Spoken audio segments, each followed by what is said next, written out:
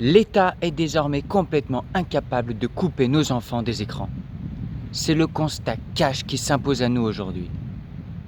Alors que le gouvernement pensait avoir trouvé la solution miracle en faisant voter par le Parlement l'interdiction des réseaux sociaux aux moins de 15 ans, le Conseil constitutionnel vient de tout bloquer en annulant la mesure phare de cette loi. Bonjour à tous et bienvenue dans ce nouvel épisode d'AP et Politique, l'émission qui vous permet d'appréhender de façon perspicace les événements de la vie politique. Et aujourd'hui, on prend le temps de décortiquer cette décision choc qui montre à quel point nos dirigeants peinent à recadrer les géants d'Internet et à protéger nos ados. Pour comprendre ce gros coup de frein, il faut d'abord se pencher sur les arguments des juges suprêmes qui vérifient si nos lois respectent nos libertés. Le Conseil n'a pas estimé que protéger les jeunes du harcèlement ou de la dépression était une mauvaise idée. Il a simplement rappelé une règle de base: on ne peut pas utiliser un marteau-piqueur pour écraser une mouche.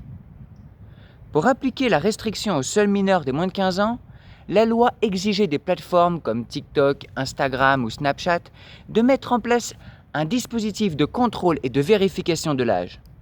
Cependant, en l'absence de solutions techniques ciblant uniquement les adolescents, ce mécanisme aurait contraint l'ensemble des utilisateurs en France à faire vérifier leur âge, par exemple en fournissant une pièce d'identité, une empreinte bancaire ou en passant par une reconnaissance faciale. Le Conseil constitutionnel a estimé qu'imposer une telle démarche de contrôle à l'ensemble de la population pour filtrer une seule tranche d'âge portait atteinte au droit au respect de la vie privée. Du côté du gouvernement, c'est la douche froide. Le Conseil d'État avait déjà tiré la sonnette d'alarme au début de l'année, en prévenant que la France ne pouvait pas contraindre directement les plateformes à vérifier l'âge de tous leurs utilisateurs. Comment voulez-vous que la CNIL, le gendarme de nos données personnelles, ou l'ARCOM, le gendarme d'Internet, oblige des applications mondiales à vérifier nos âges sans basculer dans un traitement massif de données d'identification de l'ensemble de la population? L'État se prend là de plein fouet le mur de la réalité technique.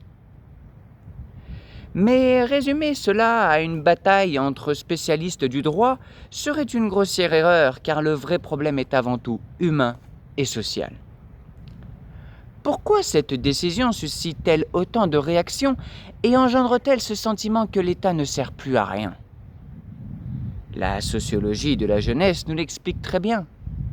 Le réseau social n'est plus un simple passe-temps après les devoirs.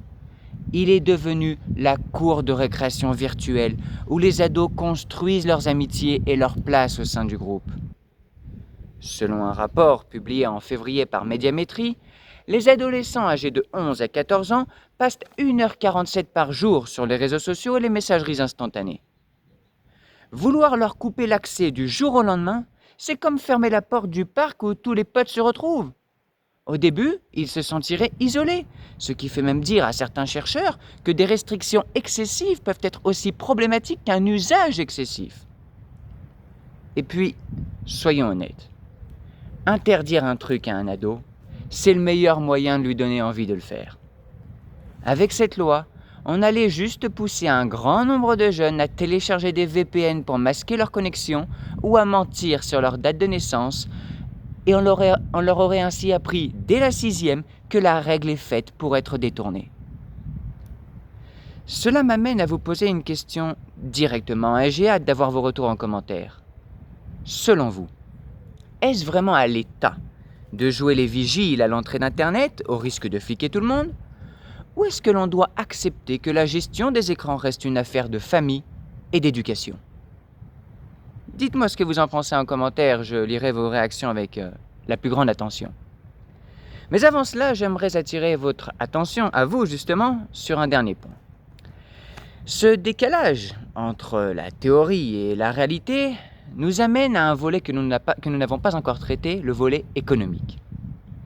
Cette tentative de la France d'interdire l'accès aux réseaux sociaux aux moins de 15 ans illustre en effet la difficulté d'une régulation nationale face aux géants mondiaux du numérique. Des applications comme TikTok ou Instagram ne sont pas gratuites par générosité. Leur modèle économique repose sur ce que l'on appelle l'économie de l'attention, c'est-à-dire capter notre temps de cerveau disponible pour nous vendre de la publicité ciblée.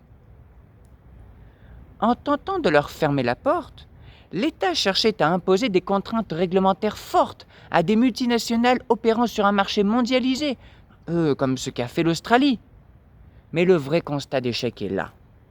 L'Europe n'a jamais réussi à imposer ses propres réseaux sociaux plus éthiques et plus respectueux des jeunes.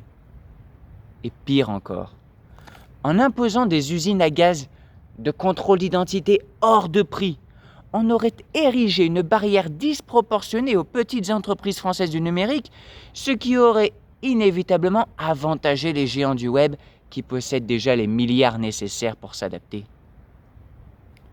Au final, le constat est limpide.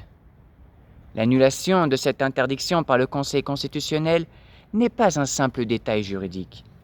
C'est le crash brutal entre nos principes de liberté, les habitudes réelles de nos enfants et notre incapacité à peser face aux géants d'Internet. L'État ne pourra donc pas régler les problèmes du monde numérique comme par magie avec une loi d'interdiction. Un grand merci d'avoir suivi cette analyse. Pensez à vous abonner, à laisser un like si cela vous a aidé à y voir plus clair. Et quant à moi, je vous dis à très vite pour un nouvel éclairage sur la vie politique.